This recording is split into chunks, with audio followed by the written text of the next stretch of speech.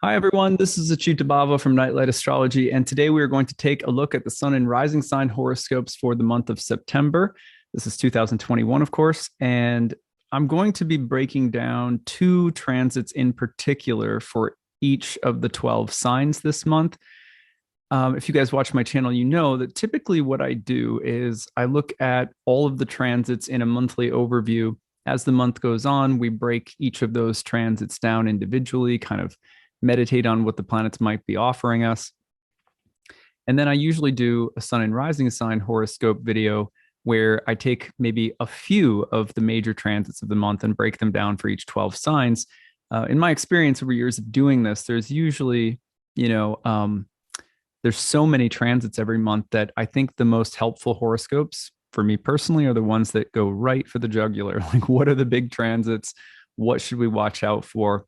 And so this month, it's really everything that's happening from about September 20th onward. I'm going to break down these transits for you up front for everybody, and then we'll go through all the 12 signs, starting with Aries. But first of all, let's just take a look at what's happening. So this is a major series of events from about September 20th, right around the autumn equinox, if you're in the northern hemisphere, the 0 Libra marker onward. You're going to see right around the 20th that Mercury is coming into a square with Pluto. So major shift there with Mercury squaring Pluto, because Mercury is also going to turn retrograde by the 28th of the month. So you've got about an 8-day stretch where Mercury is crossing over Pluto very, very slowly. After Mercury finishes its square to Pluto, then Mercury retrogrades and it's going to go back over the square to Pluto at the beginning of October. So this square is not your typical square. It's not your typical Mercury retrograde. It's a very powerful one. Okay, now, at the same time that this is happening, you're going to see Venus moving into an opposition with Uranus. So Venus moves through the opposition with Uranus right around the 23rd. So this is happening simultaneously. I'll actually draw two lines so that you guys can see it. And then again, we're going to walk it through all 12 signs. So here is the forward movement of Mercury squaring Pluto. And then you've got by the 23rd, 22nd into the 23rd, Venus opposes Uranus. Now, Venus will pass by the opposition rather quickly by the 25th. But then Mercury is stationing and turning retrograde by the 28th. And then you'll see by roughly the 30th into October 1st, Mercury comes back over the square to Pluto. So that sequence of events is a big deal. And that's what we're going to look at today for all 12 signs. We could easily spend time looking at some of the smaller, quicker transits earlier in the month. To me, that would be a waste of time. I don't think they're going to be nearly as significant as these transits, which I think really tell the story of the month. So that's why I'm doing it this way. Okay, so I'm going to go back to right around this part, and we're going to now walk it through all 12 signs, starting with Aries on the ascendant, which means you can read this if you're an Aries rising, or in sun sign astrology, you'd be imaginarily is that a word? So you would be putting the sun on the ascendant, like in the whole sign first house. And so some people like to read it that way. I recommend your rising sign. It's closest to your actual birth chart, at least from a whole sign perspective, which is what I practice with. So that's what I recommend. Anyway, so we're starting with Aries, and what is happening across this timeline? Two things. One, the idea that there are some serious negotiations within relationships. Key relationships could be within the workplace or business relationships and could involve money, finances, resources, debts, and obligations. The breaking of certain bonds suddenly wouldn't be surprising. You've got Venus opposing Uranus across your financial houses, while Mercury is squaring Pluto from the seventh house, a place of relationships, and into the 10th house, which is a place of career. So I would look at this either as significant career changes due to new relationships or changes within existing relationships in the workplace or at a job, or possibly changes for a partner or a spouse in their job, or shifts or changes in romantic relationships, or something involving money, business, or finances in any of those same environments. It would probably be rather sudden. with Venus opposing Uranus it could involve like a sudden break or dramatic shift, may not be the easiest shift. But there may also be some kind of revision or renegotiating or shifting or changing of the nature of a relationship or a deal or something like that. So that's what I've got for Aries rising. For me, that is the story of your month. I would be surprised if it went far outside of those basic themes and elements, but please leave your stories for me in the chat box as always and tell me what ends up happening, especially that late part of the month from, say, the 20th through the end.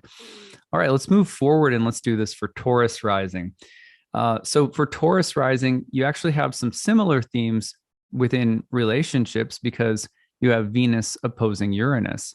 Now, Venus opposing Uranus from the 7th to the 1st can mean that there are disagreements about how things should be done within the context of intimate or personal relationships, or that there can be major philosophical differences and quarrels because you also have Mercury squaring Pluto in the 9th house, a place of our guiding beliefs, religion, ideologies.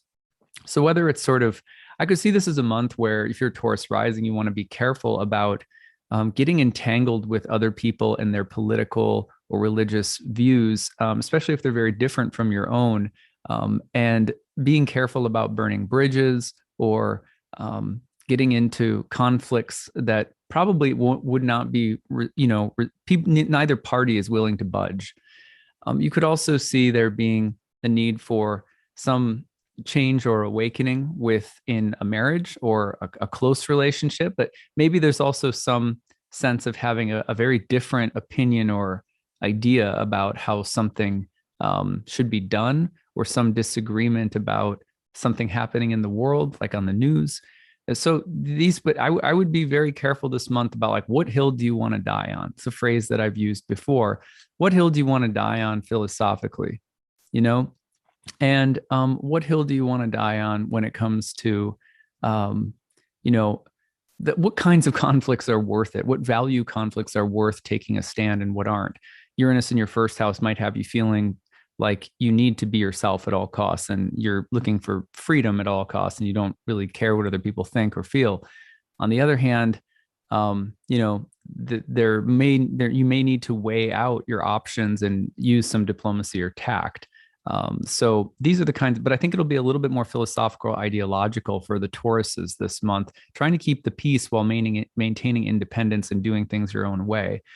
So let me know how things go. But those are the themes that I'm seeing from the 20th onward very intensely for everyone, of course, but for Tauruses, this is where I'm seeing that intensity play out.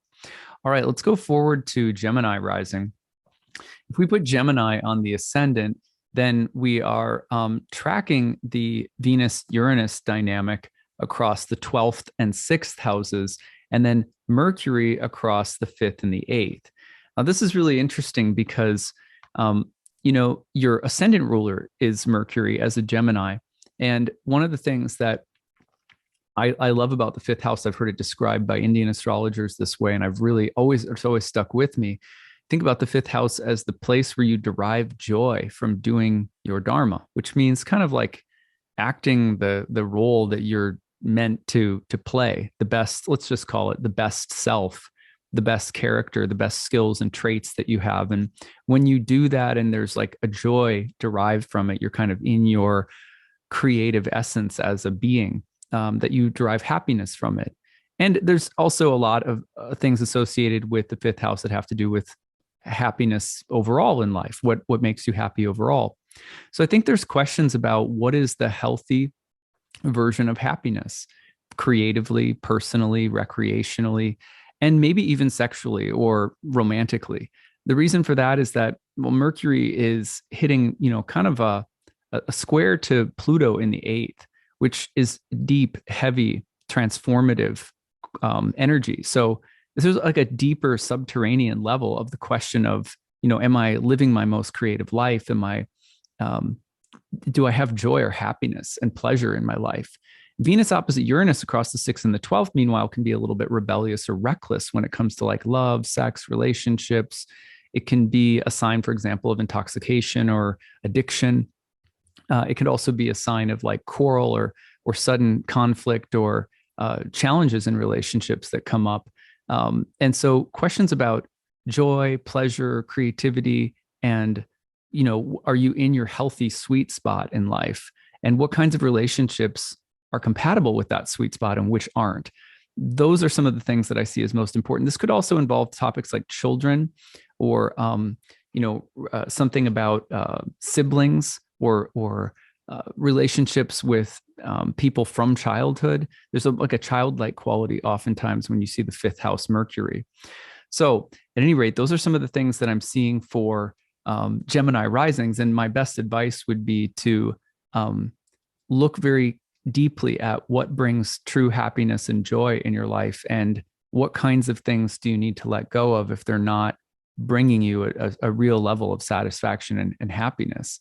But can you do so peacefully without needing to, sort of bottom out, or what do they say? Like crash the plane into the ground. Like, can we realize what's really making us happy and what's not before we get there through some kind of destructiveness? That's a good question for Geminis this month, I think, as well. Anyway, so let's go to Cancer risings next. Cancer rising, you're going to see Mercury squaring Pluto from the 4th to the 7th, while Venus opposes Uranus from the 5th to the 11th. So one of the things that I would imagine here is that there could be some significant differences between yourself and how a spouse or partner or someone you're seeing romantically, the kinds of family or cultural backgrounds that you come from. The reason for this is that Mercury from the 4th to the 7th will often bring up like intergenerational, interfamily stressors or tensions, or underlying unconscious issues that have to do with the background, family stuff, and marriage or relationship stuff.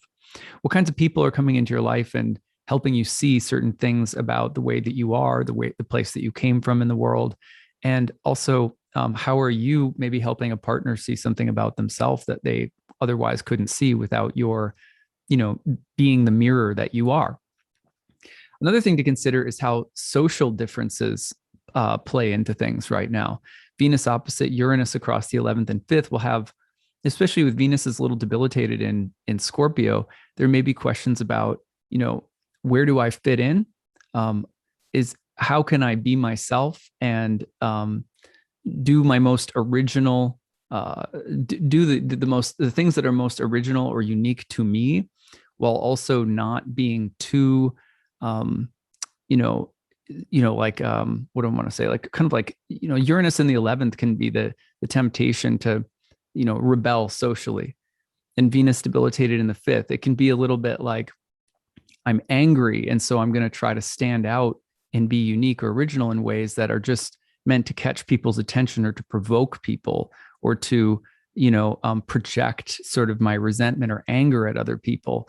So there's also questions about your social standing, family background. Where do I fit in, and where do I need to stand out or stand apart from others? I see those as major questions this month. And also, questions about the need to find like community or places that you fit in, and also feeling like there's obligations that you have. And so tough choices around commitments culturally, with family, with relationships, with community. That's what I'm seeing for Cancers. All right, so let's move on to Leo. If we put Leo on the ascendant, then we're looking at the Mercury Pluto square across the 3rd and the 6th, while Venus is opposing Uranus across the 4th and the 10th. This is interesting because the 3rd, 6th house dichotomy with Mercury Pluto can have a lot to do with, almost like the mental, intellectual, communicative climate being more contentious and difficult, hard choices and decisions, difficulty, finding agreement with other people, or the need to, revise the way that we're thinking or communicating something, or even existing agreements or contracts, or existing social or relational contracts. You're thinking about a process of exposing what's been hidden or what's lurking below the surface. And this might be within your own mind, your own mindset, something that's coming up, and you're realizing that you have, certain kinds of shadow spots that you can't see. And somehow, they're coming up this month in relationships and in communication and dialogue with others. This could have something to do with things happening in your family, as Venus is also opposing Uranus from the 4th to the 10th, some kind of social and almost like I could imagine, for example, someone, there being a big event in the family that ruffles the feather of like everyone's in the family that ruffles everyone's feathers. It's like, oh, my little brother came out as gay, or so and my sister-in-law just got divorced, and there's a big thing happening in her family, and there's a lot of judgment flying, or it's a big family drama. So you could see some potential upheaval around family dynamics. It doesn't necessarily have to be your own family. It could be extended family, but I wouldn't be surprised to see some shock waves around family dynamics this month as well. And also, this could also be about with Uranus in the 10th, there's a desire to break free and do my own thing. And then Venus in the 4th can be opposing, saying, yeah, but there's some need to create, there's some expectations of how you should be or what you're expected to be around home or family or in your private sphere of life. So also like a public-private split of identity and how you're working through that. So those are some of the things that I'm seeing for Leo risings this month. Let's go to Virgo rising. So for Virgo rising, we've got the Mercury-Pluto square hanging out across the 2nd and the 5th house axis, while Venus is opposing Uranus across the 3rd and the 9th house axis. Now, I could see this having something to do with choices about money, finances, investments, business. Mercury in the 2nd as your ascendant ruler is definitely, probably has its mind on either developing skills and abilities that could be marketable, making money, changes around business and finances, selling something, buying something, allocating resources, managing your time, money, and energy, stuff like that. So it kind of seems like that's what's on the mind for the Virgos this month. There's some kind of catharsis or shift that's happening with Pluto in the 5th. Pluto in the 5th is asking about the nature of what you're trying to build over a long period of time, and whether it's going to add happiness and joy to your life or not, with regard to your decisions about work, business, learning, skill development, skill acquisition, using your gifts and skills. What's the long-term play here? I think that's what Venus or Mercury and Pluto are asking about. And what brings real lasting joy and happiness? What brings real creative fulfillment? In the meantime, Venus opposite Uranus is bringing up a much more provocative set of energies. Venus, obviously a little debilitated in Scorpio, opposing Uranus in the 9th. The need to break free mentally or ideologically, or the potential to get into, more provoking exchanges with other people around beliefs or differing values could be there as well. Maybe this has something to do with what's happening around finances, business, or money. There could also be something about a sudden need to use or access a different skill set, almost like I'm changing my major, and mom and dad are like, wait, how many more years of school is this going to cost us? Like something like that. But a shift in direction, a shift in interest, a shift in what is appealing right now mentally and intellectually, or what kinds of topics in relationships are causing a reevaluation of your values and your time and energy. So these are the kinds of things that I would imagine for Virgos. All right, let's shift again and let's put Libra on the ascendant. So with Libra on the ascendant, Mercury is going to be in your first house, squaring Pluto in the 4th. And then you've got Venus opposing Uranus across the 2nd and the 8th. Now, this isn't totally different from the flip side, Aries, who was when we had Aries in the 1st. First of all, we are once again talking about the potential for some significant changes around money and finance, around debts and obligations to other people, or that other people may have to us.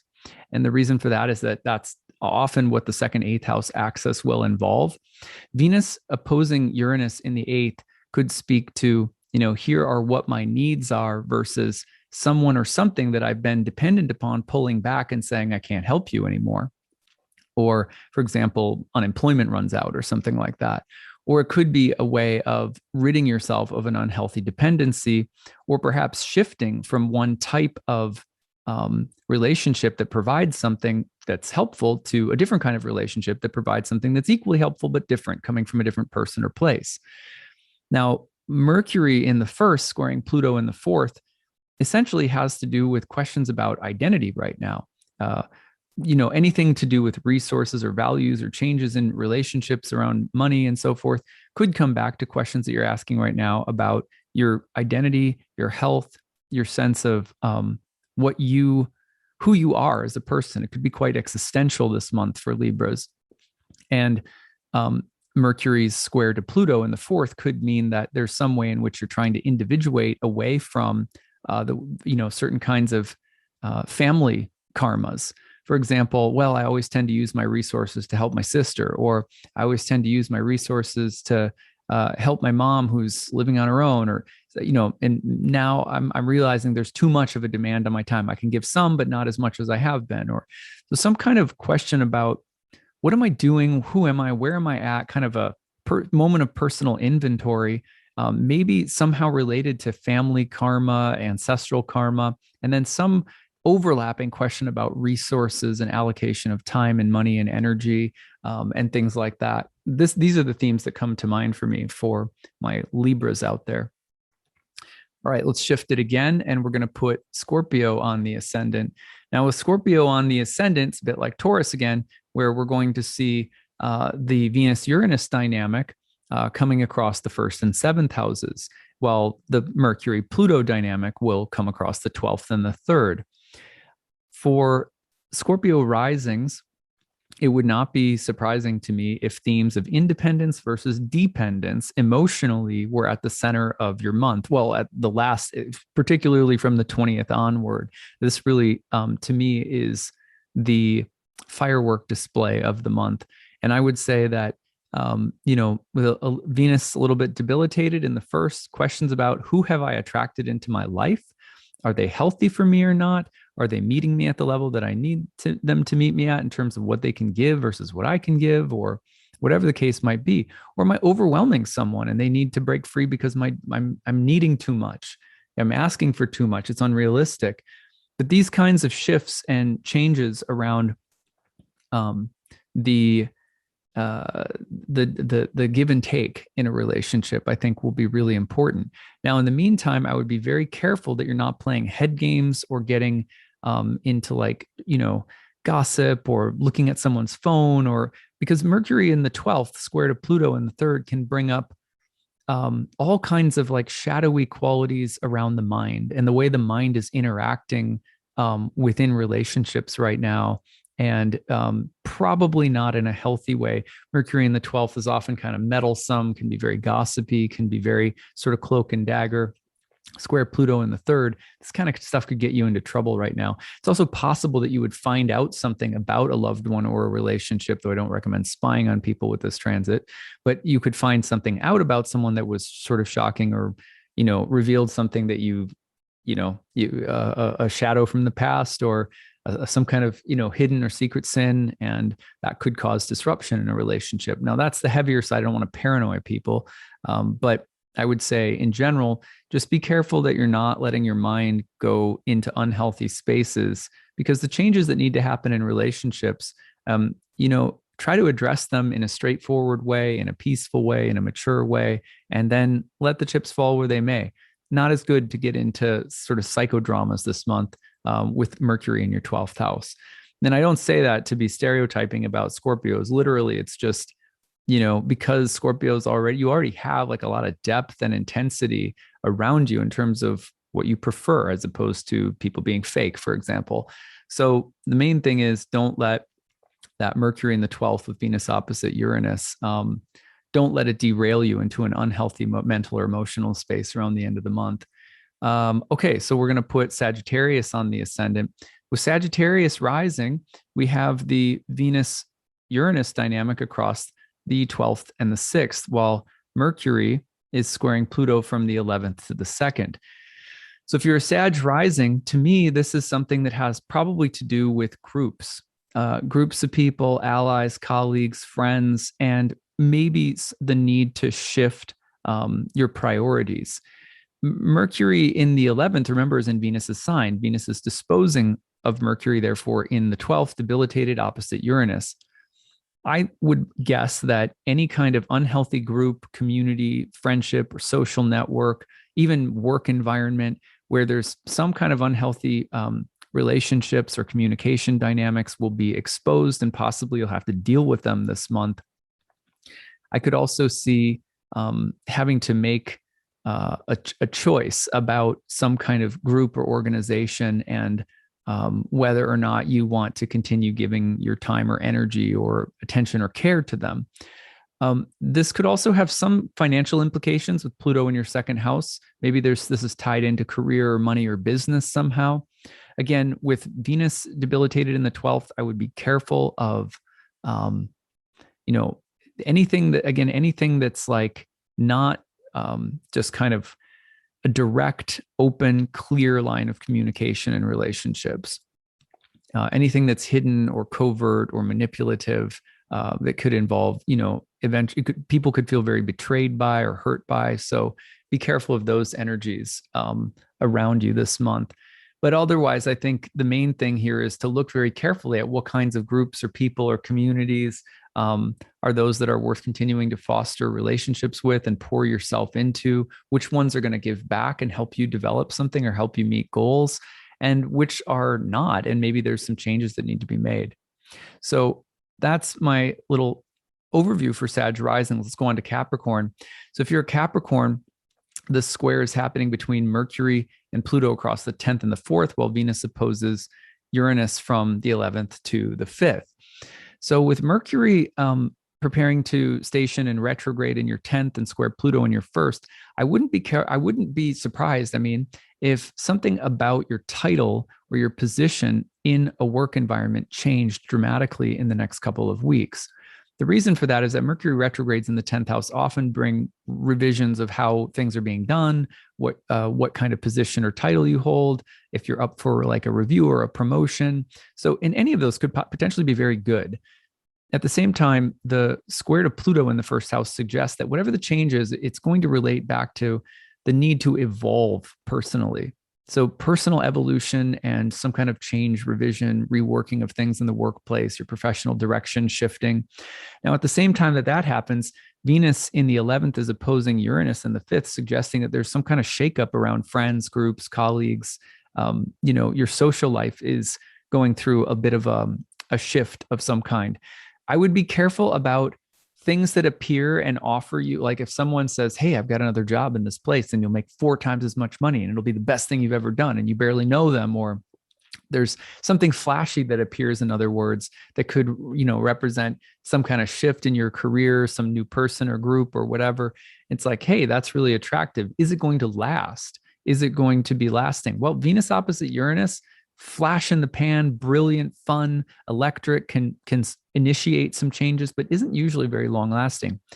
Mercury's about to turn retrograde. So sometimes the things that you start under a Mercury retrograde thinking they'll last forever, you're actually being, you could be led down the primrose path by a little bit. So I would be a little bit careful about like big dynamic changes that could leave you, stranded in some sense, in the weeks ahead. So just be careful that in a little bit of impulsiveness there, especially Caps can be a little opportunistic when it looks like something's going to be really good or advantageous. So just be a little discerning about that toward the end of the month.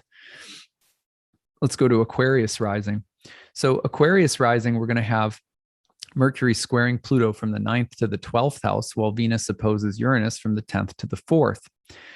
Now, this dynamic between Mercury and Pluto across the 9th and the 12th, I would look at for Aquarians as a moment of reflecting upon philosophy or spirituality or religion, a moment of potential having to go back to something and reconsider or revisit something from the past, mentally, philosophically, intellectually. It's also a time of reviewing or revising beliefs or considerations. What do you believe? What are your guiding principles or ethics or morals or spiritual or political views or something like that? And you want to be careful about diplomacy and tact, because Venus is the dispositor of Mercury. It's in the 10th house, a very public place, debilitated and opposing Uranus. So things that you believe or say or think that are provocative, we know these days can get you in a lot of trouble publicly very quickly. And that's just the climate of social media and so forth. So be careful about how you're expressing or communicating your views or beliefs. Be careful of who you're expressing them to, at what time, for what reason, what's your motivation. I would also say that you might realize that my beliefs are very different from those of the people I work with or those of the people that I live with. And addressing those things might be necessary. How can I do so in a way that maintains some degree of peace while also making necessary distinctions or differentiations of value in different contexts in my life? These are questions that, as an Aquarius, I think you'll be able to handle. As a Saturn-ruled person, Saturn's the ruler of Aquarius, you tend to have the ability to be objective and see the big picture. But this may also be about, recognizing what kinds of emotional investments you have in things where you may not think that you do. Sometimes we think, oh, all of my ideas are my own and they're all well-informed and I've considered them in the depth of my soul, but actually some of them might be shaped by, fears that we have about how we'll be judged or what people think of us or whatever the case might be. So at any rate, that's some good thoughts for Aquarians. Finally, Pisces rising. Pisces, you guys have, I'm going to actually back this up just a few days here, going ahead now. So here's Venus opposing Uranus across your 9th and 3rd, while Mercury squares Pluto from your 8th to your 11th. First of all, again, with Venus in the 9th in a debilitated condition in a Mars-ruled sign, opposing Uranus in the 3rd, you may need to separate yourself from others this month, specifically with regard to spirituality, religion, education, your philosophical positions or beliefs. And there may be some need to evolve or personally shift your way of thinking, or you may have something of a moment of intellectual breakthrough or transformation. And it could be motivated by the way people are treating you or the way that you see others being treated in the world. It could shift based on recognition of what you find valuable or beautiful versus what you find disgusting or ugly or unethical. These are the kinds of things that Venus-Uranus can provoke across this house axis. Of course, this may have a social dimension to it, and you may be asking questions about, well, how expressive can or can't I be about what I'm thinking or feeling right now because of the social ramifications. Mercury is in the 8th house, which is called the esteem of other people in the sign of Libra, which tends to be a place where Mercury cares quite a bit about keeping the peace and making sure that everyone's happy.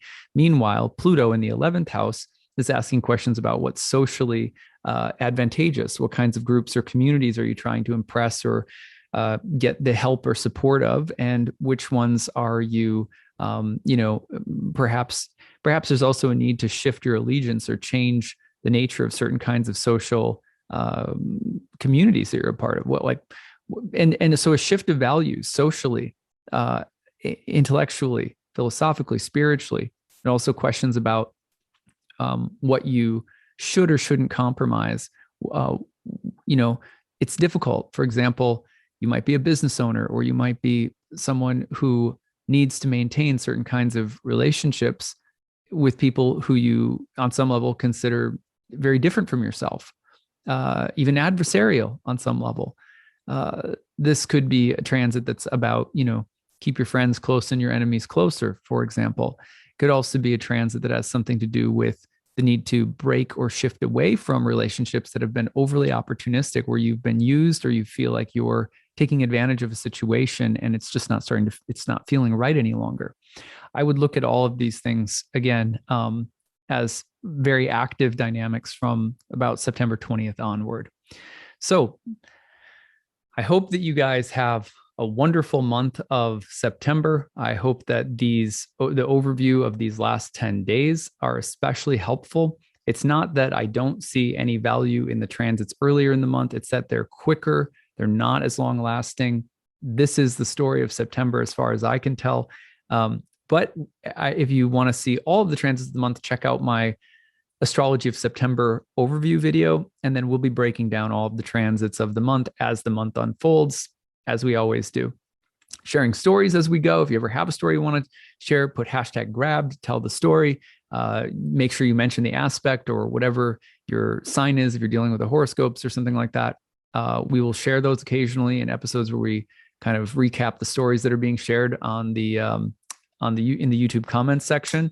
And then, lots of good meditations to do on the planets this month. So a lot to look forward to. I know lots of you guys have kids that are going back to school. Some of you guys are going back to school in the fall yourself. My daughter's going to kindergarten this week for the first time, sort of mind blowing. So anyway, I wish you all good luck in a really good month of September, and we will talk again soon. Take it easy, everyone.